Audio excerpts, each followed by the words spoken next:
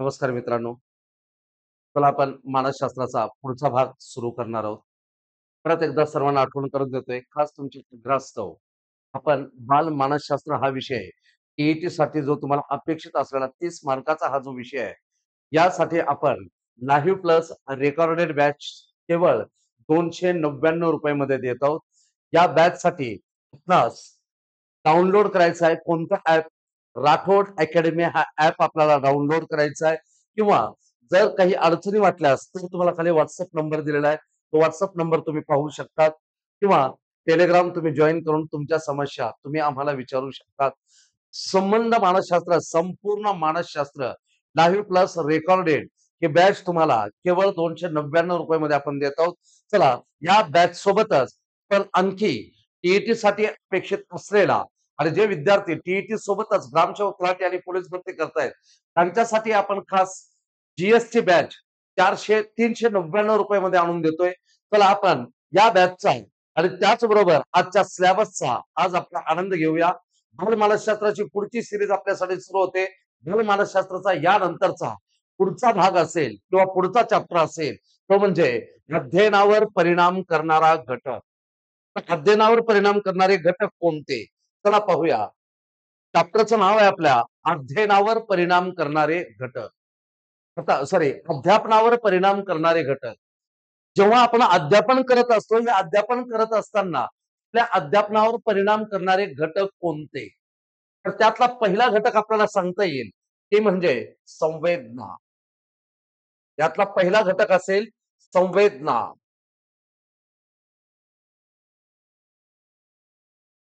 तर संवेदना म्हणजे काय? बाह्य जगाचे ज्ञान मिळवणारी पहिली पायरी म्हणजे संवेदना होय. आपण आता कुटुंबाच्या बाहेर पडतोय किंवा समाजामध्ये येतोय आणि अशा वेळी आपल्याला बाह्य जगाचं ज्ञान घ्यायचं आहे. बाह्य जगाचं ज्ञान मिळवणारी पहिली पायरी म्हणजे संवेदना आहे. दुसरी गोष्ट संवेदना ही एक मानसिक प्रक्रिया आहे. आतल्या आत घडणारी ही एक प्रक्रिया आहे. मुळात संवेदना म्हणजे काय लक्षात घ्या. जेव्हा तुम्हाला इतर कोणत्याही गोष्टीची जाण घ्यायचं आहे किंवा त्याबद्दलची माहिती घ्यायचं आहे, त्याबद्दलचं ज्ञान तुम्हाला प्राप्त करायचं आहे, तर बाह्य जगाचं ज्ञान प्राप्त करणारी पहिली पिढी म्हणजे संवेदना असं म्हणतात. दुसरी गोष्ट संवेदनामध्ये सगळ्यात महत्वाचा घटक आहे तो म्हणजे ज्ञानेंद्रिय. कान, नाक, डोळे, जीभ, त्वचा यांच्या साह्याने आपल्याला संवेदना समजून येऊ शकतात. अजून खोलवर या. संवेदना नेमकं काय असतात लक्ष घ्या. संवेदनेची प्रक्रिया काय? तर तुम्हाला बाह्य उद्दीपक दाखवलेला आहे. बाह्य उद्दीपक म्हणजे डोळ्याला दिसणारी कोणतीही वस्तू. बाह्य उद्दीपक दाखवला, ज्ञानेंद्रिय उद्दीपित होतात. मज्जातंतूमार्फत मेंदूपर्यंत हे काम पोहोचवतात. मग आपल्या मेंदूला जाणीव होते. आता थोडक्यात बघा. बाह्य उद्दीपक माझ्या हातात पेन आहे. हा पेन बाह्य उद्दीपक आहे. बाह्य उद्दीपक पाहता क्षणी वर दाखवलेले तुमचे हे जे ज्ञानेंद्रिय आहेत, यापैकी एक ज्ञानेंद्रिय ऍक्टिव्हेट होईल. बाह्य उद्दीपक म्हणजे तुमच्या डोळ्यासमोर बाहेरून दाखवलेली कोणतीही वस्तू. बाह्य उद्दीपक बघता क्षणी ज्ञानेंद्रिय उद्दीपित झाले आणि मज्जातंतूमार्फत मेंदूपर्यंत मी परिणाम पोहोचवला. मग मेंदूला जाणीव झाली आणि याचं उत्तर दिलं. थोडक्यात मी जर आता विद्यार्थ्याला विचारलं, "बाबा रे हे काय आहे?" तुम्ही विधिहीन सेकंदामध्ये उत्तर द्याल, "सर हा पेन आहे." एक लक्षात घ्या. ते उत्तर द्यायला तुम्हाला फक्त 1 सेकंदाचा अवधी लागला असेल. पण आपली मानसिक प्रक्रिया किती फास्ट झाली. तुम्ही बाह्य उद्दीपक बघितलात. डोळे ऍक्टिव्हेट झाले. लगेच मज्जातंतू आपला जे मेंदूचे प्रकार आहेत, त्यापैकी एक मज्जातंतू आहे. मज्जातंतू ऍक्टिव्हेट झालं तुम्ही मज्जातंतूपर्यंत लगेच हे इन्फॉर्मेशन पोहोचवणार. त्याला लगेच अर्थ प्राप्त झाला याला काय म्हणतात. त्याला लगेच जाणीव झाली, मेंदूला जाणीव झाली. मग त्याला तोंडाला काम दिलं. सांग याला पेन म्हणतात. एका सेकंदात तुम्ही उत्तर दिलेलं आहात. जेव्हा तुमच्या समोर एक बाह्य उद्दीपक आहे, कोणतीही वस्तू तुमच्या डोळ्याच्या समोर आणू द्या. जर मी हातात आता पुस्तक घेऊन तुम्हाला दाखवलं, "बाबा रे हे काय?" तुम्ही काय करणार? एका सेकंदात उत्तर द्याल, "सर हे पुस्तक आहे." पण पुस्तक किंवा पेन हे तुमचे बाह्य उद्दीपक आहेत. जेव्हा विद्यार्थी या बाह्य उद्दीपकाला बघितलेला असतो, तेव्हा त्याचे ज्ञानेंद्रिय उद्दीपित होतात, ऍक्टिव्हेट होतात. मग या ज्ञानेंद्रियामार्फत मज्जातंतूकडे तुम्ही काय करतात? परिणाम पोहोचवतात. मग मेंदूला त्याची जाणीव होते, त्याचा अर्थ त्याला सापडत राहतो. म्हणजेच सूत्र काय? संवेदनेचं सूत्र आहे संवेदना अधिक अर्थ. संवेदनेला अर्थ प्राप्त झाला की अवबोध तयार होतो. पण संवेदना म्हणजे काय? अवबोधाचा अर्थ म्हणजे संवेदना. संवेदना ही अर्थरहित ज्ञान आहे. पण अवबोध तसं नाही. संवेदना प्लस अर्थ. संवेदनेला जर अर्थ प्राप्त झाला तर अवबोध होतो. परत लक्षात घ्या. अध्यात्मावर परिणाम करणारे घटक कोणते? त्यातला पहिला घटक आहे संवेदना. संवेदना ही मानसिक प्रक्रिया आहे. संवेदना बाह्य जगाचं ज्ञान प्राप्त करणारी पहिली पायरी म्हणून संवेदनेला ओळखलं जातं. दुसरी गोष्ट, हे इतकी नाजूक असते की संवेदना पहिल्यांदा ज्ञानेंद्रियामार्फत पण ते प्राप्त करू शकतो. मग संवेदना आपल्याकडे येते कशी? जेव्हा तुम्हाला डोळ्यासमोर कोणतीही वस्तू दिसली, डोळ्यासमोर दिसणाऱ्या कोणत्याही वस्तूला आपण बाह्य उद्दीपक म्हणतो. बाह्य उद्दीपक बघितल्यानंतर आपले ज्ञानेंद्रिय ऍक्टिव्हेट होतात. मज्जातंतू मार्फत ते मेंदूपर्यंत इन्फॉर्मेशन पोहोचवतात आणि मग मेंदूला जाणीव होते की हे काय. मग आपल्याला उत्तर सापडतात. मी त्याने सूत्र सांगितलं तुम्हाला. संवेदनेला अर्थ प्राप्त झाला की अवबोध होतो आणि अवबोधाचा अर्थ म्हणजे संवेदना. आता याच गोष्टीला थोडस पुढे घेऊन चला. मग आता इथं काय सांगितलंय? संवेदनेची वैशिष्ट्ये काय असतात? बाह्य उद्दीपक आवश्यक असतो. कोणत्याही गोष्टीची संवेदना व्हायची असेल तर बाह्य उद्दीपक आवश्यक असतो. लहान मूल आहे त्यालाही संवेदना असतात. पण त्याला कशाची संवेदना झाली हे कळत नाही. ते लहान मूल जर पाळण्यात झोपलेलं असेल, त्याला मुंगी जर चावली, मुंगी चावली, त्यानं रडतं. प्रतिसाद काय दिलं? रडण्याचा प्रतिसाद दिलं. ते काय चावलं हे त्याला अजिबात कळत नाही. त्याचा अर्थच त्याला कळला नाही. त्याला एवढंच माहिती आहे, आपल्याला काहीतरी चावलं, त्रास व्हायला लागला म्हणून ते रडायला लागलं. कारण लहान लेकराच्या संवेदना निर्मळ, स्वच्छ आणि त्यातल्या त्यात अशुद्ध नसतात. त्या अगदी स्वच्छ असतात, शुद्ध असतात. तर लहान मुलं आहे, त्याला तुम्ही पाठीमागून टाचणी टोचवा किंवा काहीतरी तीक्ष्ण असं टोचून द्या. ते रडतं. कारण काय टोचलं त्याला माहित नाही. पण तुम्हाला मला टोचू द्या. आपल्याला टाचणी किंवा पण मागे बघितलं पण नाही. आपण काहीतरी टोचलेलं आहे. यावेळी आपण मागे बघितलंच नाही. पण लक्षात आलं. तर लहान टोचलेलं असेल, टाचणी किंवा सुई असेल, मोठा असेल, दाभण असेल, खिळा असेल, आपण न बघता ओळखू शकतो की आपल्याला काय टोचलं. कारण त्याचा पूर्व अनुभव आपण अगोदर घेतलेला आहे. टोचणं ही संवेदना आहे. पण संवेदनेला अर्थ प्राप्त होणं त्याला अवबोध असं म्हटलं जातं. काय टोचलं हे कळणं म्हणजे त्याला अवबोध म्हणतात.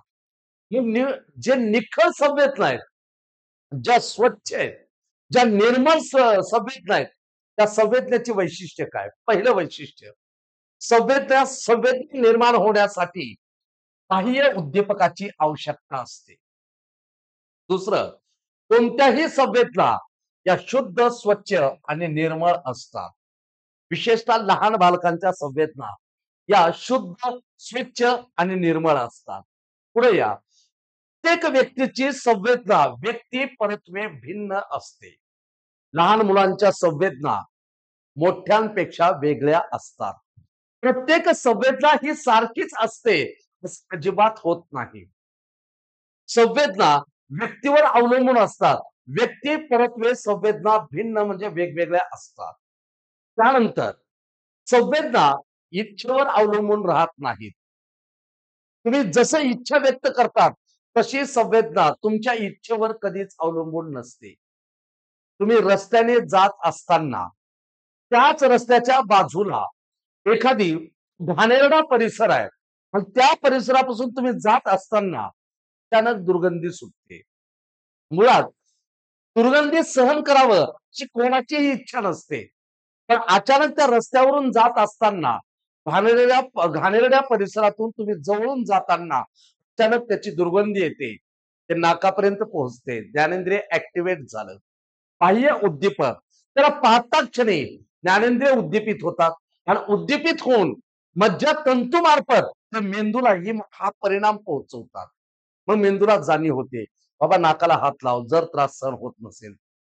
म्हणजे कोणतीही संवेदना कोणाच्याही इच्छेवर अवलंबून राहत नाही. म्हणजे संवेदनेचं चौथं वैशिष्ट्य आहे, संवेदना इच्छेवर अवलंबून राहत नाहीत. इथं परत लक्षात घ्या, संवेदना निर्माण होण्यासाठी पहिल्यांदा बाह्य उद्दीपक पाहिजे. संवेदना या स्वच्छ असल्या पाहिजेत. संवेदना व्यक्तिपरत्व भिन्न असतात. संवेदना स्वायत्त असतात. म्हणजे आपल्या मनावर नाही, कोणाच्याच इच्छेवर संवेदना अवलंबून नसतात. कारण अचानक तुम्ही दुर्गंधीच्या ठिकाणी जातात, हे काय आपल्याला अपेक्षित नसतं. किंवा पुढे या, जेव्हा तुम्ही संवेदनेचं 5वं वैशिष्ट्य बघाल, 5वं वैशिष्ट्य आहे, आपल्या मानवी शरीरामध्ये मन वास करतं, पण आजपर्यंत मनाची व्याख्या कोणालाही करता आलेली नव्हती. आणि योगायोगाची गोष्ट अशी सांगता येईल, मन संवेदनेला अर्थ प्राप्त करून देतं. आपलं मन त्या पद्धतीनं ग्वाही देतं, संवेदनेला त्यांना अर्थ प्राप्त करून देतं. पुढे या, अवबोध. जेव्हा आपल्याला संवेदनेला अर्थ प्राप्त झाला की अवबोध होतो. काय टोचलं हे कळलं म्हणजे अवबोध झाला. संवेदनेला अर्थ प्राप्त होणे म्हणजे अवबोध, म्हणजेच अर्थपूर्ण संवेदना. अवबोधाचा अर्थ काय? अर्थपूर्ण संवेदना म्हणजे अवबोध होय. मग संवेदना काय? संवेदना म्हणजे अर्थरहित ज्ञान. त्याला अर्थरहित ज्ञान काय म्हटलं? टोचलं एवढंच कळलं, पण काय टोचलं हे आपल्याला माहित नाही. म्हणून त्याला संवेदनेला अर्थरहित ज्ञान म्हणतात. पण अवबोध म्हणजे पूर्ण संवेदना. संवेदना आहे, पण त्याला अर्थ प्राप्त झाला. नेमकी कशाची संवेदना आहे? त्याचा अर्थ प्राप्त होणे म्हणजे अवबोध होय. त्यानंतरचं वैशिष्ट्य, संवेदनेला अर्थ प्राप्त होताच त्याचं स्वरूप कशात होतं? अवबोधात होतं. आता बघा, संवेदना प्रौढ आणि बालकांच्या सारख्या असत नाहीत. लहान बालकाच्या संवेदना शुद्ध असतात, कारण नेमकं त्यांना त्याचा अर्थच कळत नाही. पण प्रौढ व्यक्ती असेल, त्याच्या संवेदना शुद्ध असत नाहीत. संवेदना शुद्ध नसणे म्हणजे अर्थ प्राप्त होणे. जर व्यक्ती प्रौढ असेल, तर त्यावेळी त्याच्या संवेदना या अशुद्ध असतात. आणि लहान बालकाच्या संवेदना निर्मळ असतात, स्वच्छ असतात. जसं की इथं सांगितलं, शुद्ध, स्वच्छ आणि निर्मळ लहान बालकाच्या संवेदना असतात, कारण अजून त्या संवेदनेला अर्थ प्राप्त होत नाही. पण मोठ्यांचं तसं नाही. आपल्याला संवेदनेला अर्थ प्राप्त झालेला असतो. यासाठी आपल्याला पूर्व अनुभवाची गरज असते. म्हणून प्रौढांच्या संवेदना अशुद्ध असतात, बालकांच्या संवेदना या शुद्ध असतात. आणि शेवटी संवेदना मार्फत पूर्ण कलन आपल्याला करता येऊ शकतं. हे आहे तुमच्या संवेदनेचे वैशिष्ट्य. एखाद्या माणसाला किंवा एखाद्या बालकाला संवेदना होत असतील, तर नेमकं संवेदना म्हणजे काय, त्या संवेदनेचे हे वैशिष्ट्य तुम्हाला सांगता येऊ शकतात. तर यानंतरचा पुढचा भाग बघा, अवबोध म्हणजे काय? अवबोध कशाला म्हणायचं? किंवा अवबोधाचा नेमका अर्थ काय? या अगोदर आपण अवबोध म्हणजे काय हे बघितलेलं आहे. संवेदनेला अर्थ प्राप्त होणे म्हणजे त्याला आपण अवबोध असं म्हणतो. तर दुसरी गोष्ट लक्षात घ्या, संवेदनेला अर्थ प्राप्त होतो त्या घटकाला आपण अवबोध म्हणतो. पण अवबोधाची प्रक्रिया काय असते? विशिष्ट संवेदना होताच मनाने त्या संवेदनेला अर्थ प्राप्त करणे म्हणजे उद्दीपकाचा बोध होणे. नीट लक्षात घ्या, अवबोधाचा अर्थ काय? संवेदनेला अर्थ प्राप्त होणे म्हणजे आपला अवबोध झाला, हे मान्य करू. तर इथं काय म्हणतंय, अवबोधाची प्रक्रिया काय सांगितली? विशिष्ट संवेदना, सगळ्याच नाही, काही पर्टिक्युलर संवेदना होत असतील, टोचणं म्हणजे विशिष्ट संवेदना आहे. किंवा वास घेणं ही विशिष्ट संवेदना आहे. विशिष्ट संवेदना होताच आपल्या मनाने त्या संवेदनाला अर्थ लावणे. जर समजा नाकाला त्या पद्धतीचा वास येत असेल, अर्थ प्राप्त झाला, हा वास सुगंधित नाही, दुर्गंधित आहे. अर्थ प्राप्त झाला. काय टोचलंय याचा अर्थ प्राप्त होणं, विशिष्ट संवेदना होताच मनाने त्या संवेदनेला अर्थ प्राप्त होणे म्हणजे उद्दीपकाचा बोध झाला. उद्दीपक म्हणजे समोरून दिसलेलं दृश्य. एकतर ते घाणेरडं दृश्य असेल किंवा टोचलेला असेल किंवा हातात तुम्ही विस्तव घेतला, लहान बालक आहे. लहान बालकानं विस्तव हातात घेतल्यानंतर त्याला पोळतं. पण ते का पोळलं हे माहिती नसतं. पण जेव्हा तेच काम आपण करत असतो चुकून आपल्या पायाखाली जर विस्तव आलेला असेल, तर अशा वेळी आपल्याला मात्र प्रचंड यातना होतात. पण काय पोळलंय हे आपल्याला कळतं ते विस्तव आहे. पोळणं ही संवेदना आहे. पण काय पोळलंय त्या संवेदनेला अर्थ प्राप्त होणं म्हणजे त्याला अवबोध म्हणतात. समजा तुमच्या समोर एक फूल आणून ठेवलेलं आहे आणि मी जर तुम्हाला दाखवलं हे काय? तुम्ही म्हणसाल हे फूल आहे. जेव्हा तुम्ही त्या फुलाकडे बघत असाल, त्या फुलाचा रंग, त्याचा गंध, त्याचा आकार या सगळ्या गोष्टी तुमच्या समोर येतात. मग ते फूल कोणत्या प्रकारचं आहे? ते फूल गुलाबाचं आहे, की ते फूल झेंडूचं आहे, जास्वंदी आहे. तुम्हाला लागलीच त्याचा अर्थ प्राप्त होत असतो. फूल नावाचा फुलाच्या वर्गीकरणातला एक फूल मी तुम्हाला दाखवला. तुम्ही तत्काळ सांगाल, हे फूल आहे. फूल तुमचा बाह्य उद्दीपक आहे. तत्काळ क्षणी तुमचे ज्ञानेंद्रिय ऍक्टिव्हेट झाले. मज्जातंतूमार्फत ते मेंदूला काम पोहोचवले. त्याचा परिणाम मेंदूवर झाला. मेंदूला त्या वस्तूची जाणीव झाली. मग उत्तर येतं, हे फूल आहे. मग अवबोधात काय होतं? संवेदनेतून फक्त तुम्ही वास घेतलात. पण दुसरी गोष्ट लक्षात घ्या, जेव्हा फूल आहे हे तुम्ही सांगतात, तर अवबोधात काय? अवबोधामध्ये विविधता दिसून येते. कसली? त्या फुलाचा रंग, आकार, कोणतीही वस्तू असेल, रंग, आकार, गंध, रूप, ध्वनी, रस, स्पर्श या सगळ्या गोष्टी संवेदनेला एवढ्या गोष्टी प्राप्त होतात. जर त्या बाह्य उद्दीपकाला एवढ्या गोष्टींचा अर्थ प्राप्त झाला, तर जिथं अर्थ प्राप्त होतो त्याला म्हटलं जातं अवबोध. संवेदनेच्या ज्या ज्या वेळी आपल्याला विशिष्ट संवेदना होतात, मन त्या संवेदनेला अर्थ प्राप्त करत असेल, नुसते फूल बघितल्याच्या नंतर फुलाचा रंग, त्याचा आकार, त्याचं वर्गीकरण, त्याची साईज, त्याचा स्पर्श या सगळ्या गोष्टी संवेदनेत येत नाहीत. या सगळ्या गोष्टी बाह्य उद्दीपक जे बघितलात, जी वस्तू तुम्ही बघितलात, त्या वस्तूतली विविधता ही अवबोधात असते. आता पुढे बघा. जे आपल्याला अवबोध होतो, ते अवबोधावर परिणाम करणारे घटक कोणते? अवबोधावर परिणाम करणारा पहिला घटक, हे अवबोधावर परिणाम करणारे घटक आपण दोन भागात विभागू. एक बाह्य घटक डोळ्याला दिसणारे आणि दुसरा आंतरिक घटक आपल्या आत आपल्याला ज्ञान प्राप्त होणारे. अवबोधावर परिणाम करणारे दोन घटक कोणते? तर अवबोधावर परिणाम करणारे दोन घटक, एक बाह्य घटक आहे आणि दुसरा आंतरिक घटक आहे. आता बाह्य घटकाबद्दल जर माहिती पाहिजे असेल, बाह्य घटकात पहिला परिणाम करणारा घटक आहे समीपता, जवळ जवळ वाटणे. समीपता म्हणजे जवळ असणे, जवळ जवळ वाटणे. मी कालच तुम्हाला एक उदाहरण दिलं. तुम्ही चालत्या ट्रेनमध्ये किंवा चालत्या बसमध्ये बसलेला असाल, तर त्यावेळी तो प्रवास करत असताना झाडं तुम्हाला जवळ जवळ दिसायला लागतात. मग ती झाडं एकमेकाच्या जवळ नसतात. सगळी ती आपल्याला एका रांगेत वाटतात. पण ते एका रांगेत नसतात. ते जवळ जवळ असल्यामुळं आपल्याला साहजिकच आपला प्रवास करत असताना ती मुळात लांब लांब आहेत. पण आपण प्रवास करत असताना त्याला पाहताना ते सगळे एका रांगेत वाटायला लागतात. त्याला म्हणतात समीपता, जवळ वाटणं. दुसरा घटक आहे अखंडत्व. ते सरळ सरळ आहेत असं वाटतं, पण नाही. एकाच रांगेत, एकाच रेषेत ते नसतात. आपल्याला असं वाटतं की ते अखंड आहेत. त्यानंतर सादृश्य, जे डोळ्याला आपल्याला दिसतं ते सादृश्य, समावेश, पण या सगळ्या गोष्टीला समावेश करतो. आपल्या संवेदनेला अर्थ प्राप्त होणारा अवबोध काय सांगतो बघा. तुम्ही रस्त्याने जात असताना कुणीतरी आपल्या घरावर एक पाटी लिहिलेली असते. आणि त्या पाटीवर त्यानं नाव टाकलेलं असतं. पूर्ण नाव त्याचं टाकलेलं असेल. पण ती पाटी वाचत असताना त्या पाटीमध्ये कुठेतरी त्याच्या नावाची एखादी बाराखडी गळून पडलेली असते. जरी ती बाराखडी गळून पडली, तरी पण पण त्या बाराखडी सहित वाचतो. मुळात तिथं बाराखडी नाहीच आहे. समजा एखाद्या व्यक्तीचं आडनाव आहे देशमुख. देशमुख आडनाव हे वाचत असताना त्यापैकी देशमुख पैकी श ही बाराखडी गळून पडलेली असेल. ते गळून पडले तिथं ते नाही हे आपल्याला माहित आहे.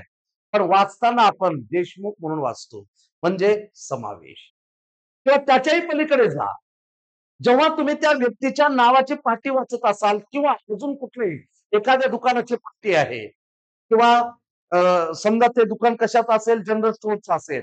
जनरल स्टोअर्स, जनरल पैकी र गळून पडलेला असेल, ही बाराखडी गळून पडली. तरी पण आपल्या मनानं ती जागा भरून काढलेली असते आणि वाचताना आपण जनरल म्हणतो. म्हणजे समावेश. आणि दुसरी गोष्ट आहे, 5वा घटक आहे, आपल्या मनाचा कल. अवघडावर परिणाम करणारा घटक म्हणजे आपलं मन ज्या गोष्टीकडे झुकलेलं आहे त्या मनाचा कल. म्हणजेच अवघडावर परिणाम करणारे जे 2 घटक आहेत, त्यातला पहिला बाह्य घटक. बाह्य घटकात समीपता म्हणजे जवळ, अखंडत्व, अखंड दिसणारे, सादृश्य जे डोळ्याला आपल्याला दिसतं ते. त्यानंतर समावेश, एखादी रिकामी गाळलेली जागा असेल. लहान विद्यार्थी जेव्हा वर्गात असतील तर आपल्या पाठ्यपुस्तकामध्ये गाळलेल्या जागा देतात. पूर्ण वाक्य देऊन त्यापैकी एक बाराखडी गाळली जाते. जर आपण धडा नीट वाचलेला असेल तर तिथली जागा आपल्याला बरोबर सापडत असते. त्याला म्हणायचं समावेश आणि आपल्या मनाचा कल. ते बाह्य घटक अवबोधावर परिणाम करणारे. तर यानंतर अवबोधावर परिणाम करणारे आंतरिक घटक कोणते? तर अवबोधावर परिणाम करणारे आंतरिक घटकात आहे पहिलं पूर्व अनुभव. मित्रांनो, पूर्व अनुभवाशिवाय अवबोध संभव नाही. काय टोचलंय?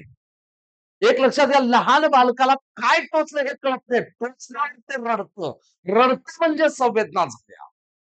पण आपल्याला जर पाठीमागून आपण समोर आहोत, जर आपल्याला पाठीमागून कुणी टोचवलं, आपल्याला वेदना होतात. वेदना म्हणजे संवेदना झाल्या. पण लागलीच आपण मागे वळून बघत नाही. आपल्याला काय टोचलंय त्याचा आकार लक्षात येतो. आणि तत्क्षणी काटा असेल, टाचणी असेल किंवा सुई असेल, तर लगेच कळतं की टाचणी टोचलेली आहे. याचा अर्थ या अगोदर आम्हाला केव्हा तरी टाचणी, काटा, सुई टोचलेला आहे. म्हणजे पूर्व अनुभवाशिवाय अवबोध आपल्याला संभवत नाही. अवबोधावर परिणाम करणारा आंतरिक मधला पहिला घटक पूर्व अनुभव. नंतर मनस्थिती.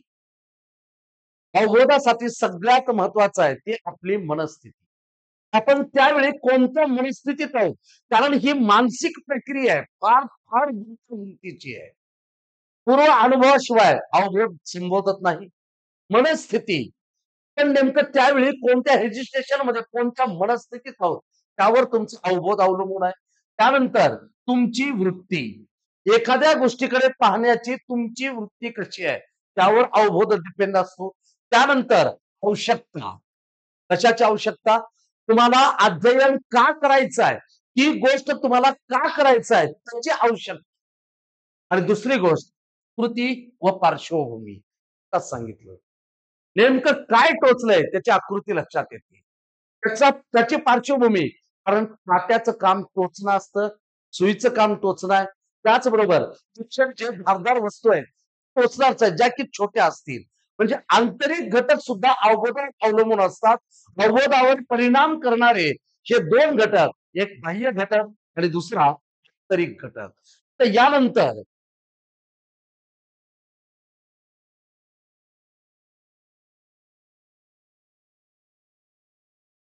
अवबोधामध्ये नेमके कोणते दोष दिसून येतात?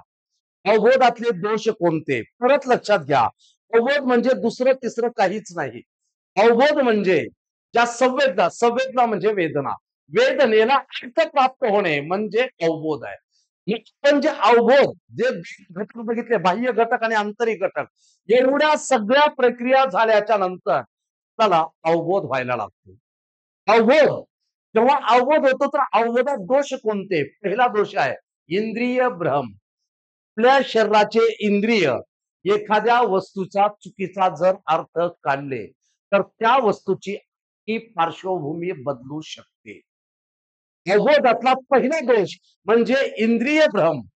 इंद्रियाकडून जर अर्थ चुकीचा निघाला तर संबंध त्या वस्तूची पार्श्वभूमी बदलत असते. आणि कधी कधी आपल्याला इंद्रिय भ्रम होतो. जे पंच ज्ञानेंद्रिय आहेत आपले, या पंच ज्ञानेंद्रियापैकी एखाद्या वस्तूचा चुकीचा अर्थ जर आपल्याकडून निघाला तर त्या वस्तूची अख्खी पार्श्वभूमी बदलते. जर उदाहरण बघायचं असेल तर बघा, एखादी चामड्याची किंवा कातड्याची पेटी आहे, अंधार पडलेला आहे. अंधारामध्ये चामड्याची पट्टी कुठंतरी पडलेली आहे आणि अचानक आपली नजर त्यावर गेली. डोळे नीटसं त्याला बघितले नाहीत. त्यावेळी क्षणी आपल्याला तिथं साप वाटायला लागतो. मित्रांनो, मुळात तो साप नाही, आपल्या इंद्रियाचा भ्रम झाला. आपल्या डोळ्यांनी ते नीट बघितलेलं नाही. कातड्याच्या पट्टीची पार्श्वभूमी बदलून पण त्याला सापासारखं बघायला सुरुवात केली. अंधारामध्ये एखादी कातड्याची पट्टी किंवा चामड्याची पडलेला असेल, तर तो पट्टा तिथं आपल्याला एखाद्या सापासारखा वाटू लागतो. मुळात तो साप नाहीये, पण आपल्या डोळ्यांनी धोका दिला. आपल्या इंद्रियामध्ये म्हणजे ज्ञानेंद्रियापैकी डोळ्यांनी आपला चुकीचा अर्थ काढला. जेव्हा आपले इंद्रिय पंच ज्ञानेंद्रिय चुकीचा अर्थ काढायला लागतात, तेव्हा आपल्याला इंद्रिय भ्रम असं म्हणू लागतं. आता या अवबोधातला दुसरा दोष आहे, तो म्हणजे चित्तभ्रम. मुळात चित्तभ्रम हा एक मानसिक विकार सुद्धा म्हणून ओळखला जातो. माणसाच्या आरोग्यावर परिणाम करणारा घटक सुद्धा त्याला म्हणून ओळखला जातो. चित्तभ्रम वारंवार होणं हे चांगलं नाही, कारण त्याचा मानसिक आरोग्यावर परिणाम होऊ शकतो. चित्तभ्रम कशामुळे होतं? मनाच्या विशिष्ट अवस्थेमुळं चित्तभ्रम निर्माण होतो. पण एकाच गोष्टीनं प्रेरित झालेला असेल तर आपल्याला चित्तभ्रम होतो. तुम्ही समजा अंधाऱ्या रात्री कुठंतरी शेताकडे निघालात किंवा एखाद्या रस्त्यावर चाललात, मग त्या रस्त्यावर कधी काळी एखादी घटना घडलेली असते. आपल्याला जुन्या लोकांनी सांगितलेलं असतं, बाबा रे, अमावस्येच्या रात्री तू या रस्त्याने जाऊ नको, कारण या रस्त्याने जात असेल तर अमावस्येच्या रात्री मग तिथं कुणीतरी गावातली एखादी स्त्री एक्सपायर झालेली असेल, तिला जाळलेलं असेल, सौभागी नसताना जाळलेली असेल, मग तिचा आत्मा भटकलेला असतो. याचा अर्थ काय? पूर्व अनुभव. पण या गोष्टी कुठंतरी ऐकलेल्या असतात, त्या जशाला तसं आपल्या मनात साठलेल्या असतात. जसं जसं तुम्ही त्या रस्त्याने जवळ जातात, रस्त्याने चाललात आणि जिथं ती घटना घडलेली आहे, जिथं त्या स्त्रीने आत्महत्या केली असेल, विहिरीत उडी मारलेली असेल, नेमकं तुम्ही त्या क्षणी त्याच वेळी बोलत असताना, विचार करत असताना अगदी त्या ठिकाणापर्यंत पोहोचला असाल, अगदी आता ते ठिकाण समोर दिसायला लागतं, तेव्हा कळत न कळत त्याला एक पदर हल्ल्यासारखा दिसायला लागतो. वारं जसं यायला लागतं तसं पदर हल्ल्यासारखा वाटतो. पुढे ते एक झुडूप आहे. वाऱ्याच्या दिशेने ते हलत असतं, त्याला तो साडीचा पदर वाटतो. कुणीतरी सांगतं की हिरव्या साडीत ती आलेली असते. मग आपल्याला ते जेव्हा ते झुडपाचे काटेरी झुडपाचे ते फांदे हललेले असतात, ते आपल्याला पदरासारखं वाटतं. आपलं मन पक्क तयार होतं. हे जे हलू लागले ते झुडूप नाही, तर आपला चित्तभ्रम असा झालेला आहे की ते पदरच हलू लागलाय. झुडपाचा रंग हिरवा आहे, मला साडी हिरवी वाटायला लागते. मग त्यावेळी ऐकताना कुणीतरी सांगतं, बांगड्याचे किणकिण आवाज झालेला असतो. बांगड्या वाजल्यासारखं वाटतं. अशा अंधाऱ्या वेळी कुठून तरी काहीतरी रातकिऱ्यांचा आवाज यायला लागतो. अशा वेळी जे तुम्ही मनात ठरवतात तसंच घडत असतात. त्याची पूर्ण कृती तुमच्या डोळ्याच्या समोर यायला लागते. मग कळत न कळत कुणीतरी सांगतात की ती सौभाग्यवती होती. त्या कपाळाला तिनं मळवट लावलेला आहे. पूर्ण कपाळ भरून तिच्या भाली, तिच्या ललाटी पूर्णपणे मळवट आहे. आणि जशी हुबेहूब प्रतिमा तुमच्या मनानं तयार केलेली असते, ती जशाला तसं तुम्हाला दिसायला लागते. इतका भयंकर चित्तभ्रम होतो. अशा वेळी माणसाला मानसिक धक्का सुद्धा बसू शकतो. म्हणजे मनाच्या विशिष्ट अवस्थेमुळं चित्तभ्रम व्हायला लागतो. बाह्य उद्दीपक नसल्यास संवेदना नसतात. मुळात तिथे गेल्याच्या नंतर कळलं की ही झुडूप आहे. इथं कोणती स्त्री वगैरे नाही. बाह्य उद्दीपक आपल्या डोळ्याच्या समोर नसतील तर संवेदना नसू शकतात. वारंवार चित्तभ्रम होत असल्यास मानसिक आरोग्यावर त्याचा परिणाम होतो. म्हणजे अवबोध संवेदनेला अर्थ प्राप्त करणाऱ्या अवबोधामध्ये सुद्धा मुख्य घटक दोन आहेत, जे की अवबोधात दोष निर्माण करतात. अवबोधात दोष निर्माण करणारा पहिला घटक इंद्रिय ब्रह्म. इंद्रिय भ्रम त्यांच्या ज्ञानेंद्रियामार्फत होतो. जर आपल्या ज्ञानेंद्रियाने चुकीचा अर्थ काढला, त्या वस्तूची अख्खी पार्श्वभूमीच बदलून जाते. आणि दुसरा आहे चित्तभ्रम. एका विशिष्ट अवस्थेमुळे आपला चित्तभ्रम झालेला असतो. तर हा धक्का फार मोठाही असू शकतो. ते वारंवार होणं उचित नाही, कारण त्याचा आपल्या आरोग्यावर परिणाम सुद्धा होतो. असं अवबोधामध्ये आढळून येणारे दोन दोष, एक इंद्रिय ब्रह्म आणि दुसरा चित्त ब्रह्म. यानंतरचा भाग पाहूया, प्रतिमा. आता पहा, अगोदर आपण बघितलं संवेदना, संवेदनेच्या नंतर बघितलं अवबोध. संवेदना अर्थरहित असतात, संवेदनेला अर्थ नसतो. तर संवेदनेला अर्थ प्राप्त झाला तर अवबोध होतो. अवबोधाच्या नंतर आपण पाहणार आहोत प्रतिमा. प्रतिमेचे एकूण 7 प्रकार आपल्याला सांगता येतात. प्रतिमा एकूण 7 प्रकारात विभागली गेलेली आहे. त्यातलं पहिलं दृक प्रतिमा, डोळ्याला दिसणारी प्रतिमा. दुसरं आहे श्राव्य प्रतिमा. आता श्राव्य प्रतिमा म्हणजे ऐकणारी. ऐकणारी प्रतिमा असू शकते का? हो. जेव्हा तुम्ही एखादी गोष्ट ऐकलेली असाल, उदाहरणार्थ आधुनिक काळामध्ये तुम्ही मोहम्मद रफी किंवा किशोर कुमार या जुन्या काळातल्या लोकांची आता जर तुम्ही त्या गायकांची गाणी ऐकत असाल, तर लक्षात घ्या, गाणं तर ऐकायलात पण लगेच ओळखलात की हे गाणं कोणाचं आहे. म्हणजे पूर्व अनुभव इथं पण आहे. या अगोदर तुम्ही नाही म्हणलं तर आधुनिक काळात श्रेया घोषाल आहे किंवा तुमचे सोनू निगम आहेत. जेवढे काही गायक असतील किंवा लता दीदी असेल, एखादी गाणं तुमच्या कानावर पडलेलं असेल, ते गाणं तुम्ही ऐकलं. पण गाणं ऐकत ऐकत तुम्ही कोणाची आठवण करतायत? त्या मूळ गायकाची. "ए मेरे वतन के लोग" हे गाणं ऐकतच क्षणी पण गाणं तर ऐकतो, पण गाणं ऐकताना आपल्या डोळ्याच्या समोर लता मंगेशकरची प्रतिमा तयार व्हायला लागते. त्याला म्हणायचं श्राव्य प्रतिमा. ऐकत असतानाच प्रतिमा तयार होणं किंवा एखाद्या व्यक्तीचा आवाजच कसा असतो, तो आवाज जर पुन्हा ऐकला, तुम्ही त्याला डोळ्यानं बघू शकत नाही, पण आवाज ऐकून तुम्ही ओळखू शकतात. हा, हे कोणाचा आवाज आहे, त्याला श्राव्य प्रतिमा म्हणतात. आपल्या शालेय जीवनामध्ये एक तरी सर आपल्या आयुष्यात असे आलेले असतात, त्यांचा आवाज आपण मोठेपणे सुद्धा सहज ओळखू शकतो. त्याला श्राव्य प्रतिमा. त्यानंतर गंध प्रतिमा. गंध प्रतिमा म्हणजे समोर तुमच्या अनेक बाह्य उद्दीपक आहेत, अनेक वस्तू आहेत, त्याचा गंध, त्याचा वास येणं, त्याला म्हणतात गंध प्रतिमा. लक्षात घ्या, वस्तू कोणते माहिती नाही, तुमच्या डोळ्याच्या समोर असायला पण असेल, पण जेव्हा तुमच्या समोर आलेला असेल, फुलाचा वास कसला असतो आपल्याला ओळखता येतो. दुर्गंधी कशी असते ओळखता येऊ शकते. किंवा घरात मिष्ठान्न तयार होत असेल, पकवान तयार होत असेल, तर वासावरून ओळखू शकतात की कोणता पदार्थ तयार होतोय. जर समजा घरी भाजीला फोडणी देत असतील, तर भाजीच्या फोडणीचा वास वेगळा आणि जर समजा वरण करत असतील, तर वरणाला दिलेल्या फोडणीचा वास वेगळा. जेव्हा वासावरून तुम्ही ती वस्तू ओळखत असाल, तर त्याला म्हणायचं गंध प्रतिमा. त्यानंतर स्पर्श प्रतिमा. हे सगळे प्रतिमेचे प्रकार आहेत. स्पर्श प्रतिमा. तुम्ही एखाद्या ठिकाणी थकून आलात आणि थकून आल्याच्या नंतर एखाद्या ठिकाणी बसलात आणि हात टेकून बसला असाल, तर हाताला अगदी कडकपणा जाणवत असेल, तर लक्षात घ्या तुमच्या हाताखाली आलेली वस्तू कडक आहे. किंवा ती जिथं बसलात तिथं ती मऊ स्पर्श होत असेल, तर तुमच्या हाताखाली उशी असेल. म्हणजे आपल्याला जे स्पर्श येतात, स्पर्श कसा आहे, अर्थात तो मऊ आहे, कठोर आहे, कठीण आहे, टणक आहे, याची जाणीव होणं म्हणजे स्पर्श प्रतिमा. कधी कधी स्पर्श हळुवार पण असतात, न कळत त्या अंगावर शिरशिरी उभं करणारे स्पर्श.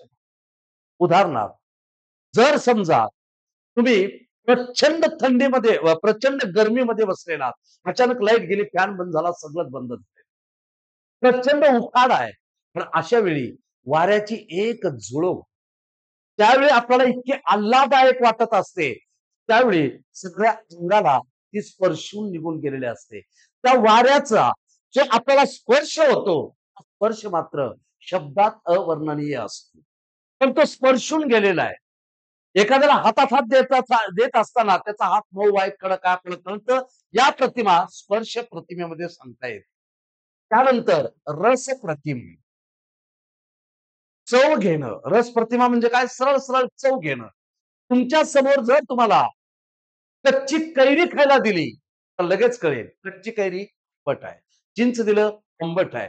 पण तिथेच तुम्हाला एखादी गुलाबजामुन दिलेला असेल, तर अशा वेळी त्याची चव गोड असते. जेव्हा तुम्ही चव घेतात, ती चव घेण्याला पण रस प्रतिमा असं म्हणतो. त्यानंतर गती प्रतिमा. आता ही गती प्रतिमा म्हणजे काय? तुम्ही मी जिथे बसलेला असेल, आपल्या डोक्यावर फॅन असतो. फॅन फिरण्याची गती किंवा ज्या ज्या वस्तू अशा आहेत, की ज्या फिरणाऱ्या वस्तू आहेत, आपल्याला आल्हाददायक वाटणार आहेत, त्यांची गती प्रतिमा आणि औष्णिक प्रतिमा. लाईट असेल, अजून काय औष्णिक म्हणजे ज्या की गरम आहेत, ऊर्जा देणाऱ्या आहेत, अशा सगळ्या वस्तूंना आपण औष्णिक प्रतिमा असं म्हणत असतो. मुळात जो प्रतिमा नावाचा भाग पाहतोय, या प्रतिमा एकूण 7 प्रकारात विभागल्या गेलेल्या आहेत. डोळ्याला दिसणारी दृक प्रतिमा, जे ऐकू शकतो ते श्राव्य प्रतिमा, गंध प्रतिमा, स्पर्श प्रतिमा, रस प्रतिमा, गती प्रतिमा आणि औष्णिक प्रतिमा. असं एकूण प्रतिमेचे तुम्हाला 7 प्रकार सांगता येऊ शकतात. आता बघूया प्रतिमेचे वैशिष्ट्ये काय आहेत. प्रतिमेचं पहिलं वैशिष्ट्य, कोणतीही प्रतिमा पूर्व अनुभवाशिवाय आपल्याला ती प्रतिमा तयार झालेली दिसत नाही. प्रतिमा होण्यासाठी पूर्व अनुभव पाहिजे.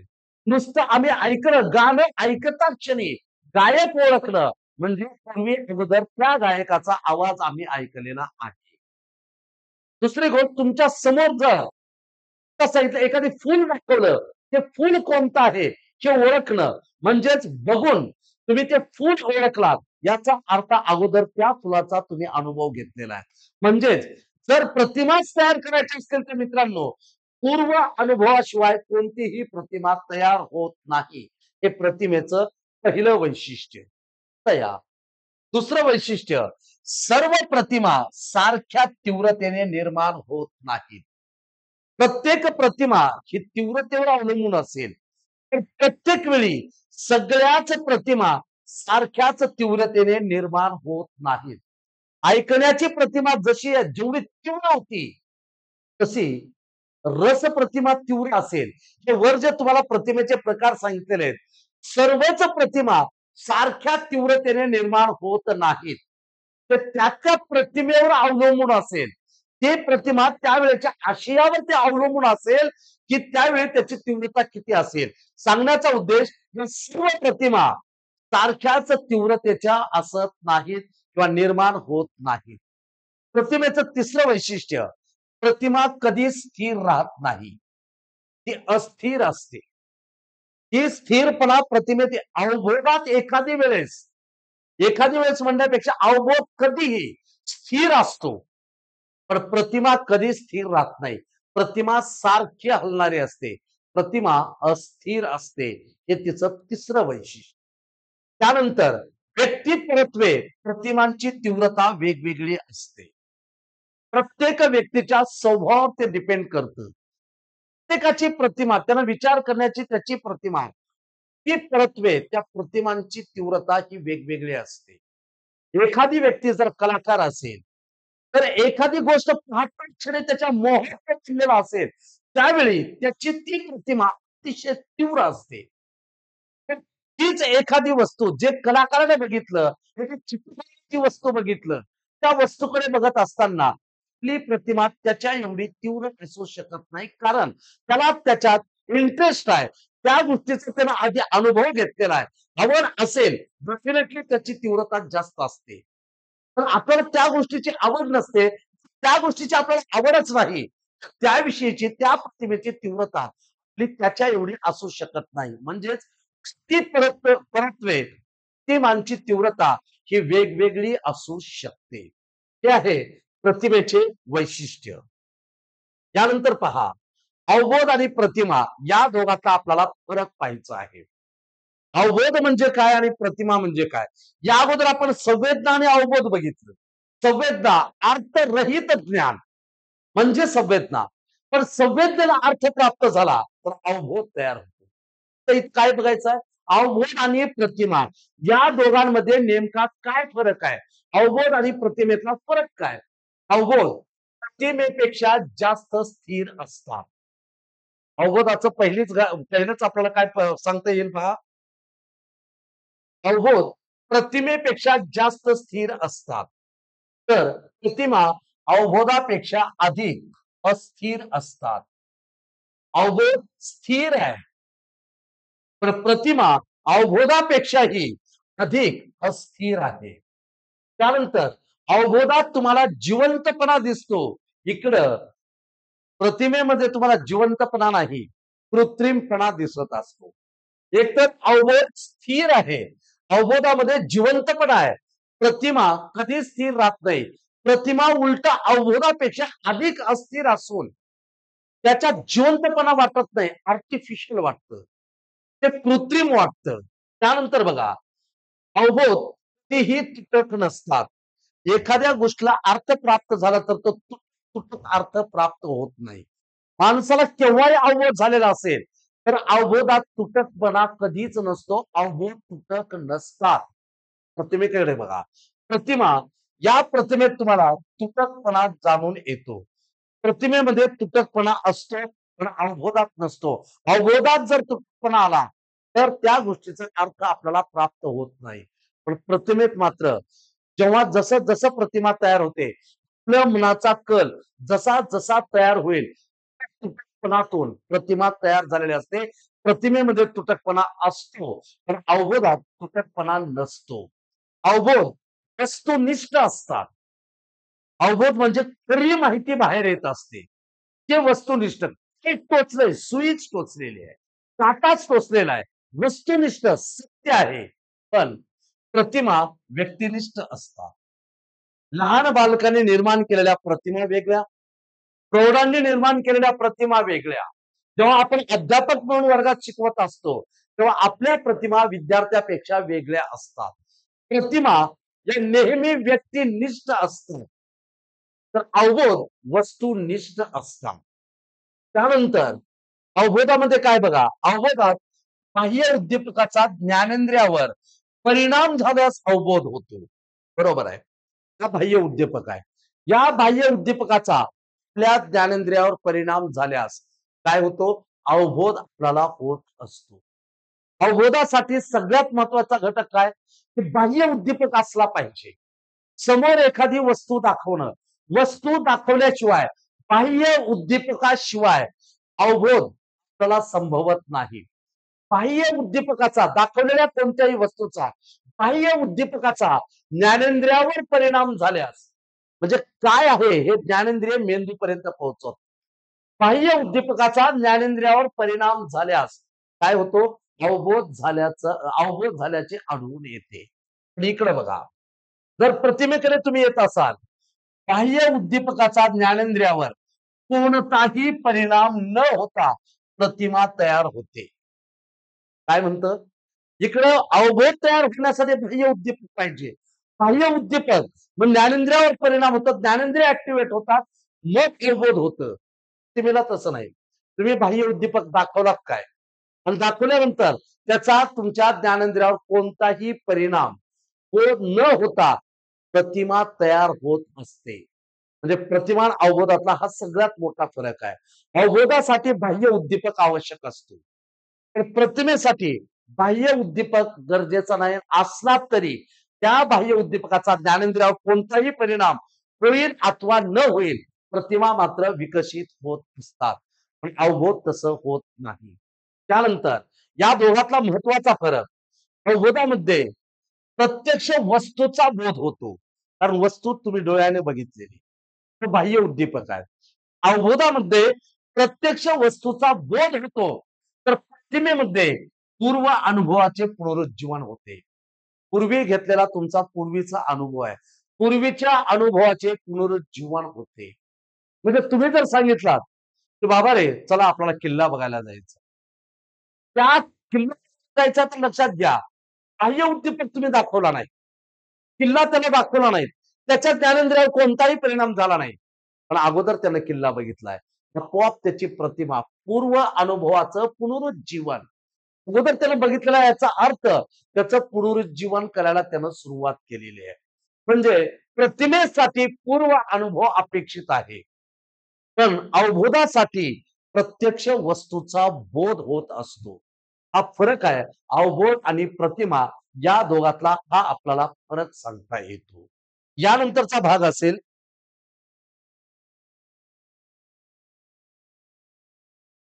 कल्पना म्हणजे काय, इमॅजिनेशन. कल्पना कशाला म्हणतात? सरळ साध्या गोष्टीत बघा. प्रतिमेचा अर्थ तुम्हाला इथं सांगण्यात आलेला आहे. प्रतिमा म्हणजे अ, प्रतिमांचा खेळ. सॉरी, कल्पना म्हणजे प्रतिमांचा खेळ आहे. ज्या ज्या प्रतिमा तुम्ही मनात तयार करत असता, या सगळ्या प्रतिमांचा खेळ म्हणजे कल्पना होय. कल्पना आपण आपल्या मनात तयार करत असतो. प्रतिमांच्या खेळाला कल्पना असं म्हणतात. तर दुसरं, प्रतिमा सृष्टीतील निवडक प्रतिमांच्या आधारे एक आगळे वेगळे आंशिक चित्र तयार करणाऱ्या प्रक्रियेला कल्पना असं म्हणतात. प्रतिमा सृष्टीतील निवडक प्रतिमांच्या आधारे अनेक प्रतिमा तुमच्या डोळ्याच्या समोर आहेत. त्यापैकी एक प्रतिमा निवडून एक आगळं वेगळं चित्र आपल्या मानसिक प्रक्रियेत तयार करणं म्हणजे त्याला कल्पना असं म्हटलं जातं. प्रतिमा सृष्टीतील अनेक प्रतिमा आहेत. त्यापैकी निवडक प्रतिमांचा आधार घ्यायचा आहे आणि निवडक प्रतिमांच्या आधारे वेगवेगळं मानसिक चित्र तयार करणाऱ्या प्रक्रियेला आपण कल्पना असं म्हणतो. कल्पना आणि वास्तवात फरक असतो. कल्पना फक्त आपण इमॅजिनेशन करू शकतो. गरिबांचा विकास झाला पाहिजे, मुलांनी शिकलं पाहिजे. पण एक लक्षात घ्या, चार भिंतीच्या आत बसून आपण जे लिहितो ती कल्पना असते. उद्धार झाला पाहिजे, शिकले पाहिजेत, मुलं पुढे आले पाहिजेत, भारत देश समृद्ध झाला पाहिजे. जेव्हा चार भिंतीच्या आत बसून तुम्ही एखाद्या विषयावर लिहित असाल, तर तेव्हा वास्तवाचा जन्म होत नाही, तेव्हा फक्त कल्पना सुचत असतात. आपले शालेय दिवस आठवा. आपण शाळेत असताना जर आपल्याला निबंध लिहायला सांगितलं, तर आपण कल्पनाच रंगवल्यात. पूर्ण निबंधात आपण कल्पना रंगवलेल्या आहेत. आणि वास्तविकता ज्या कल्पना रंगवतात, अनेक निवडक प्रतिमा तुमच्या समोर असताना त्यापैकी एखादी प्रतिमा घेऊन त्याचं मानसिक चित्र तयार करणारी प्रक्रिया म्हणजे कल्पना. कल्पना म्हणजे प्रतिमांचा खेळ. त्यानंतर पहा, कल्पनांचे प्रकार तुम्हाला सांगण्यात आलेले आहेत. कल्पनाचे दोन प्रकार आहेत. एक आहे पुनरुत्पादित कल्पना आणि दुसरा आहे रचनात्मक कल्पना. कल्पना, imagination are divided into two categories. एक आहे पुनरुत्पादित कल्पना, दुसरे आहे रचनात्मक कल्पना. का रचनात्मक कल्पनेचे दोन भाग पाडण्यात आलेले आहेत. त्यातले एक आहे सृजनात्मक कल्पना आणि दुसरा आहे अनुकरणात्मक कल्पना. सृजनात्मक, नवीन नवीन क्रिएटिव्हिटी निर्माण करणे आणि अनुकरणात्मक कल्पना, इमिटेशन, अनुकरण करणे. कल्पनाचे जे मुख्य दोन प्रकार आहेत, एक पुनरुत्पादित कल्पना आणि दुसरी रचनात्मक कल्पना. रचनात्मक कल्पनेचे पुढे भाग आहेत, एक सृजनात्मक कल्पना आणि दुसरी अनुकरणात्मक कल्पना. पुन्हा बघा, ही जी क्रिएटिव्हिटी इमॅजिनेशन आहे, या सृजनात्मक कल्पनेचे पुन्हा तीन प्रकार आहेत. एक आहे व्यावहारिक कल्पना, दुसरी आहे स्वेर कल्पना आणि तिसरी आहे सौंदर्यनिष्ठ कल्पना. हे तुमच्या कल्पनेचे प्रकार. मूळ प्रकार दोन, पुनरुत्पादित आणि रचनात्मक. रचनात्मकचे दोन, सृजनात्मक, अनुकरणात्मक. सृजनात्मकचे पुन्हा तीन, व्यावहारिक, स्वेर आणि सौंदर्यनिष्ठ. असे तीन प्रकार सृजनात्मक कल्पनेचे पडतात. तर याच्या पलीकडे आपण यांचं थोडस विश्लेषण बघूया. पुनरुत्पादित कल्पना कशाला म्हणतात? या पुनरुत्पादित कल्पनेचा अर्थ बघा. पूर्व अनुभव जसेच्या तसे आठवणे. पुनरुत्पादित, पुन्हा ते आठवत राहणं. पुनरुत्पादित कल्पना म्हणजे पूर्व अनुभव जशाला तसं आठवणे. तर तुम्ही मागे घेतलेला अनुभव जशाला तसं आठवत असेल, ती कल्पना कोणती? पुनरुत्पादित झालेली कल्पना. उदाहरण पहा, आपापला शाळेचा पहिला दिवस, शाळेतला पहिला दिवस आठवा. जर तो जशाला तसा आता आपल्याला पहिला दिवस आठवत असेल, तर त्याला पुनरुत्पादित कल्पना असं म्हणतात. पूर्वी आपण अनुभव घेतलेला तो जशाला तसं जर पुन्हा आठवत असेल, पूर्व अनुभव जशाला तसं आठवणं म्हणजेच पुनरुत्पादित कल्पना. उदाहरण काय? आपापला शाळेतला पहिला दिवस जशाला तसं आता आठवणे म्हणजे पुनरुत्पादित कल्पना होय. दुसरा प्रकार आहे रचनात्मक कल्पना. तर रचनात्मक कल्पना म्हणजे काय लक्षात घ्या. अनेक प्रतिमांची जुळवाजुळव करायची, रचनात्मक आहे. अनेक प्रतिमांची जुळवाजुळव करायची आणि जुळवाजुळव करून त्यातून एक नवीन कल्पना तयार करायची. तेव्हा एक नवीन कल्पना तुम्ही तयार करत असाल, निश्चित मग मात्र या गोष्टीसाठी तुम्हाला पूर्व अनुभवाची गरज भासते. परत लक्षात घ्या, रचनात्मक जाणीवपूर्वक केलेली कल्पना आहे. रचनात्मक कल्पना म्हणजे अनेक प्रतिमा तुमच्या अवतीभोवती आहेत. अनेक प्रतिमांची जुळवाजुळव करून त्यापैकी एक नवीन कल्पना तयार करणं. आपली स्वतःची त्या ठिकाणी एक वेगळी स्वतःची नवीन कल्पना तयार करणं.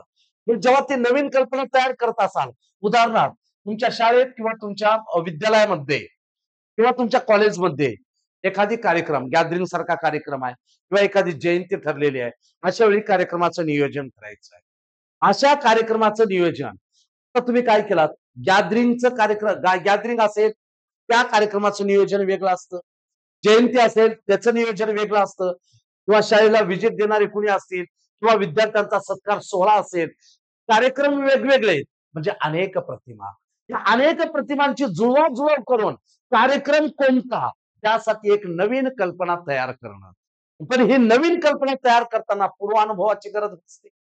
शाळेत एखाद्या कार्यक्रमाचं नियोजन करायचं असेल, तर नियोजन करताना आपण इतकं सुसूत्र नियोजन करतो.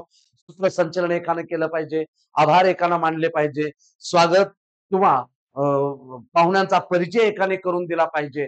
म्हणजे लक्षात घ्या, कार्यक्रम एक आहे, पण त्या एकाच कार्यक्रमात अनेक प्रतिमांची जुळवाजुळव करून तुम्ही एक नवीन कल्पना अस्तित्वात आणत आहात. एखाद्या कार्यक्रमाचं नियोजन करण्यासाठी आपल्याला पूर्व अनुभव लागतो. त्या गोष्टी कुठे येतात? रचनात्मक कल्पनेमध्ये आपल्याला सांगता येतात. आता रचनात्मक कल्पनेचे पुन्हा 2 प्रकार पडलेले आहेत. रचनात्मक कल्पनेचा पहिला प्रकार आहे सृजनात्मक कल्पना, क्रिएटिव्हिटी, इमॅजिनेशन. आता सृजनात्मक कल्पनेमध्ये काय? नवनिर्माण किंवा नाविन्य अशी कल्पना करा. ते नवनिर्माण पहिल्यांदाच तयार होऊ लागलं. नव्याने निर्माण करा. त्यात नाविन्य असलं पाहिजे. अशी कल्पना तयार करा, जे इतरांना न सुचलेलं असेल. मित्रांनो, या ठिकाणी आपण सगळेजण यू कॅन विन पुस्तक वाचलेलं असेल, ऐकलं असाल. शिव खेरा या पुस्तकात एक वाक्य सांगून जातो. विजेता काय करतो? विजेता वेगळं काही करत नाही. जिंकण्यासाठी विजेतेपद कायम ठेवण्यासाठी आहे तीच गोष्ट तो नव्याने करत असतो. वर्गात दरवेळी पहिला नंबर आणणं सोपं नाही. आपला पहिला क्रमांक टिकवण्यासाठी त्याला वेगवेगळ्या कल्पना, नाविन्य, सृजनात्मक कल्पना वापराव्या लागतात. वास्तविकता लक्षात घ्या. सृजनात्मक कल्पना तुम्ही विद्यार्थ्यांना तुमच्या समोर एका वर्गामध्ये 50 ते 55 विद्यार्थी आहेत. एकच धडा विद्यार्थ्यांना शिकवताय, 25 विद्यार्थ्यांना एकच धडा शिकवताय. सगळेच विद्यार्थी सारखे मार्क घेतात का? नाही. मग काही विद्यार्थी आहेत, दरवेळी टॉप करतात. कारण काय? त्या विद्यार्थ्यांनी त्या धड्याकडे किंवा तो अभ्यास करत असताना त्यासाठी त्यांनी वापरलेली वेगवेगळी कल्पना, त्याला ही जी नवीन क्रिएटिव्हिटी त्यांनी वापरलेली आहे, त्याला म्हणतात सृजनात्मक कल्पना. त्यामध्ये तो अभ्यास करताना त्यात नवनिर्माण, नाविन्य जे इतरांना सुचू शकलं नाही, अशी नवीन संकल्पना त्यानं मांडायला सुरुवात केली. त्याला सृजनात्मक कल्पना. त्यानंतर अनुकरणात्मक कल्पना. रचनात्मक कल्पनेचा हा दुसरा प्रकार आहे. कोणता? अनुकरणात्मक कल्पना. इतरांच्या कल्पनांचे स्वतः अनुकरण करणे. इतरांनी आपल्याला जसं सांगितलंय त्या इतरांच्या कल्पनेचे आपण स्वतः अनुकरण करणे म्हणजे अनुकरणात्मक कल्पना. उदाहरणार्थ, आपण अध्यापक म्हणून वर्गात जेव्हा जातो, शिक्षक म्हणून आपण जसं राहतो त्याचं अनुकरण विद्यार्थी करतात. मॅडमचं अनुकरण विद्यार्थिनी करत असतात. इतरांचं अनुकरण, इतरांच्या कल्पनेचे स्वतः अनुकरण करणं त्याला अनुकरणात्मक कल्पना म्हणतात. एखादी तुम्ही कथा वाचत असाल, एखादी कादंबरी वाचत असाल, त्या कथेत, त्या कादंबरीमध्ये त्या लेखकानं किंवा त्या कवीनं त्या कथेतला नायक असा रंगवलेला असतो. आपण वाचत असताना असं वाटतं काही क्षणासाठी या कथेतला नायक मीच आहे. तर जेव्हा एखादी कविता असेल आणि ती कविता राष्ट्रभक्तीपर असेल आणि एखाद्या राष्ट्रभक्तावरती कविता असेल आणि त्याच्यातला जो उत्साह गुरुजी जेवढ्या ताकदीनं आपल्या वर्गात मांडत असतात, त्यावेळी असा संचार होतो, जणू काही ती भूमिका मीच करतोय. इतरांच्या कल्पनांचे स्वतः अनुकरण करणं त्याला म्हणायचं अनुकरणात्मक कल्पना.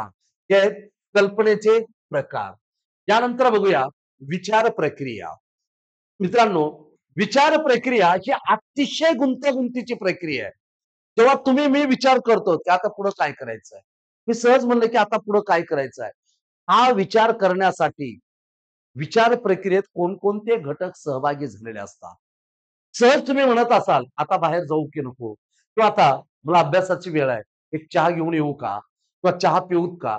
जेव्हा तुम्ही हे विचार करत असतात, तुमच्या या विचार प्रक्रियेमध्ये आपल्या शरीरातले किती आंतरिक घटक समावेश असतात. विचार प्रक्रियेत समावेश असलेले घटक बघा कोणते आहेत. संवेदना, अवबोध,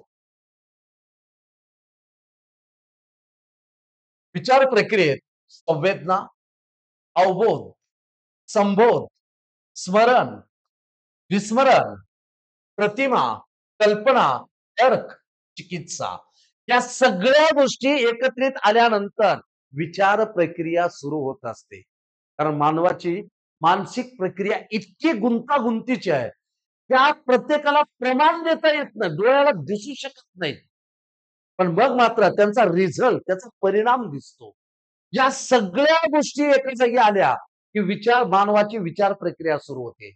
मुळात विचार प्रक्रिया ही गुंतागुंतीचीच प्रक्रिया आहे. गुंतागुंतीची ही प्रक्रिया असताना या गुंतागुंतीच्या विचार प्रक्रियेमध्ये कोणकोणते घटक समावेश होतात, या सगळ्या घटकांना एकत्रित आल्याच्या नंतर मग आपल्या विचार प्रक्रियेला सुरुवात होते. ते घटक आहेत संवेदना, अवबोध, संबोध, स्मरण, विस्मरण, प्रतिमा, कल्पना, तर्क, चिकित्सा एवढ्या सगळ्या गोष्टी एकत्रित येऊन मग सुरुवात होते ती विचार प्रक्रियेला.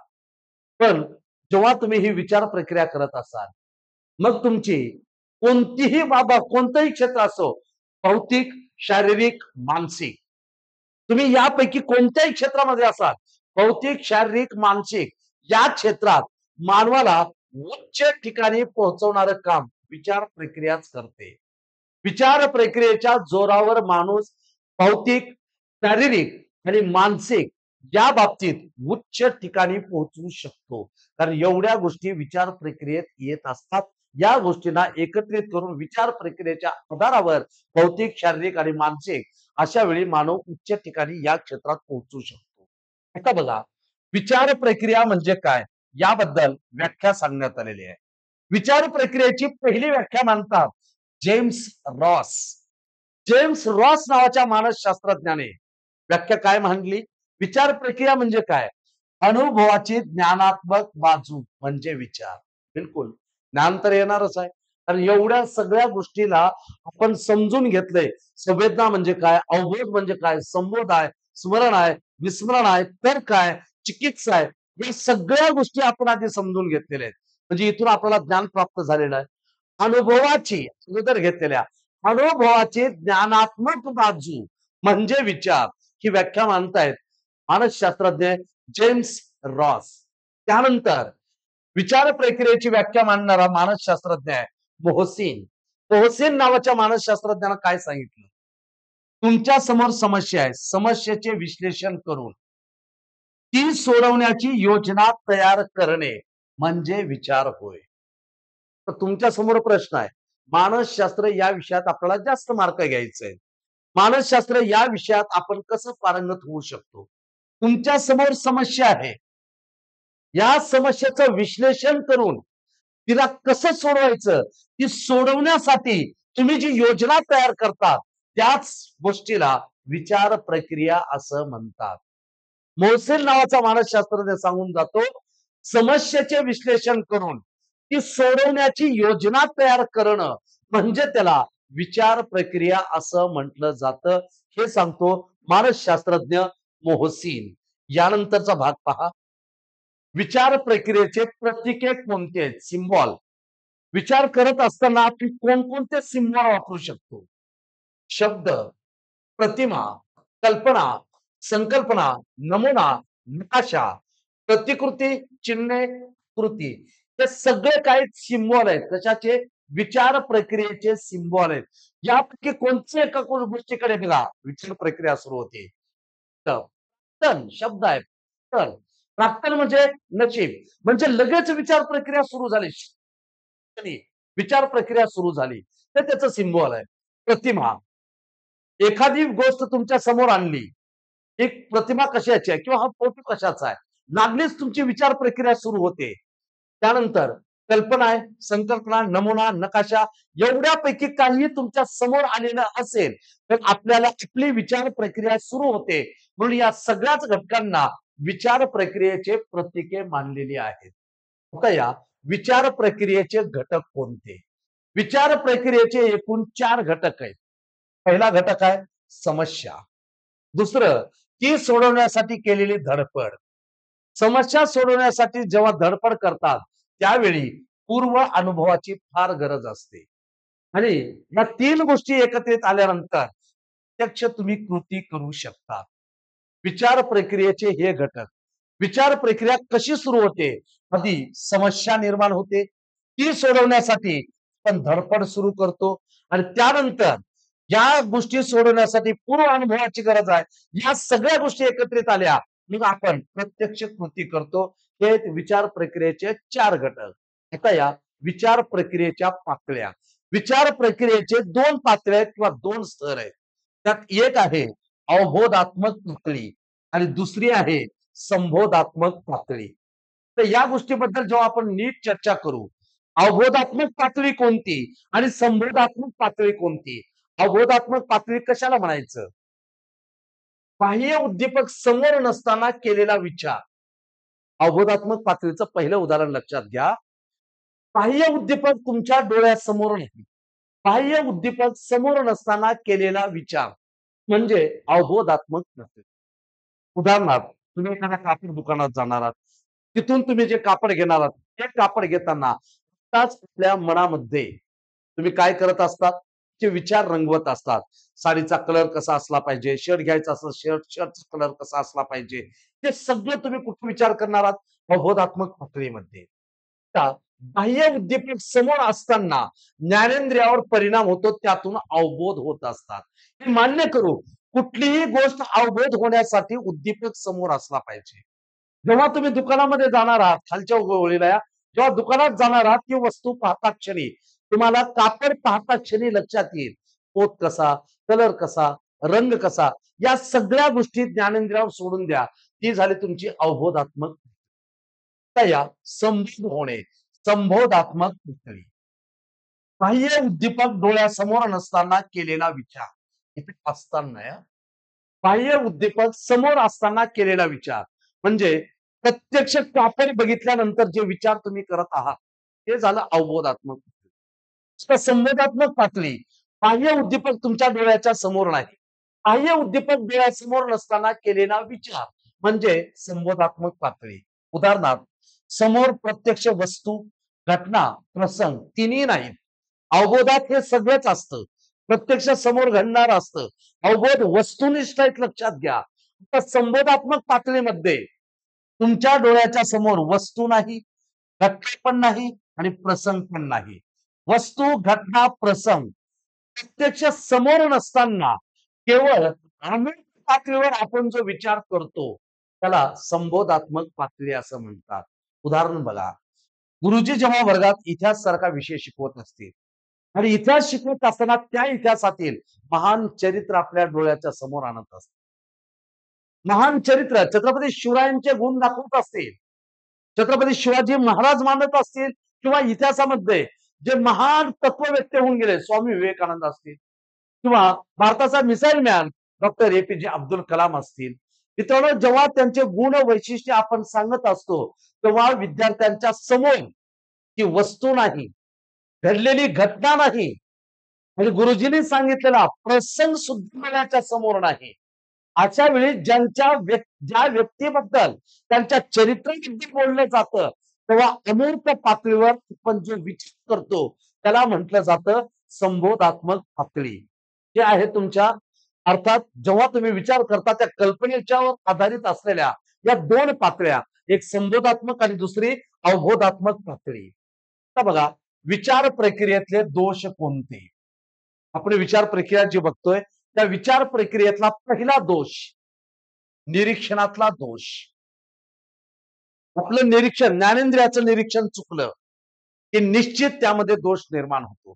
कधी कधी आपण रस्त्याने जात असताना समोर एक व्यक्ती आपल्याला पाठमोरी दिसते आणि ते पाठीमागून बघितल्याच्या नंतर बरोबर आपल्या मित्रासारखं वाटते. मग आपण पाठीमागून जातो आणि हळूच त्याच्या पाठीवर एक झपका मारतो. एक त्याच्या पाठीवर आपण हात ठेवून देतो. जेव्हा त्याचा चेहरा बघतो तेव्हा तो आपला मित्र नसतो, तो मित्रासारखा वाटत असतो. पाठीमागून पाठमोरी आकृती बघून आपल्याला तो मित्र वाटणं हाच आपल्या इंद्रिय धर्म आहे, लक्षात घ्या. इथं आपल्या तो निरीक्षणातला दोष आहे. माणूस जेव्हा जेव्हा विचार करतो त्या विचार प्रक्रियेतला पहिला दोष निरीक्षणातला दोष. दुसरा दोष पूर्वग्रह दोष. एखाद्या वस्तूबद्दल किंवा एखाद्या व्यक्तीबद्दल आपल्या मनात अगोदरच पूर्वग्रह दोष असेल तर त्या व्यक्तीबद्दल कितीही चांगलं सांगा, त्या वस्तूबद्दल कितीही चांगलं सांगा, आपल्याला त्याच्याबद्दलचा दोष आपल्या मनातून जात नाही, काही केल्या जात नाही.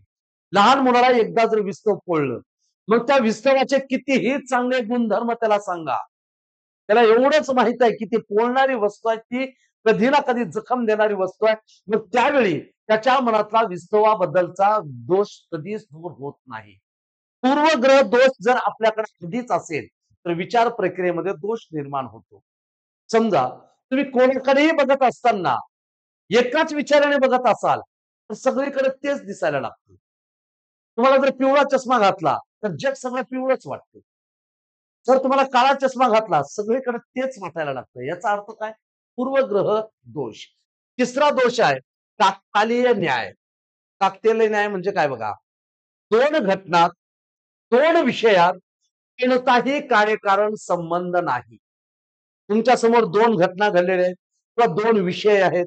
त्या दोन विषयात, दोन घटनांमध्ये कोणताही कार्यकारण संबंध नसताना त्याला एकत्रित करून तुम्ही जर संबंध जोडत असाल तर त्याला म्हणतात काकतालीय न्याय.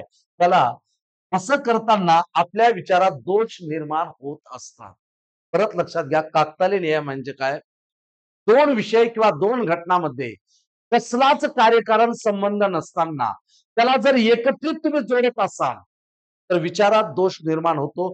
तो विचार प्रक्रियेतला दोष म्हणून काकतालीय न्याय असतो. आणि त्यानंतर शेवटचा दोष इच्छानुवर्ती विचार. वाटते तसे ग्रहित धरणे.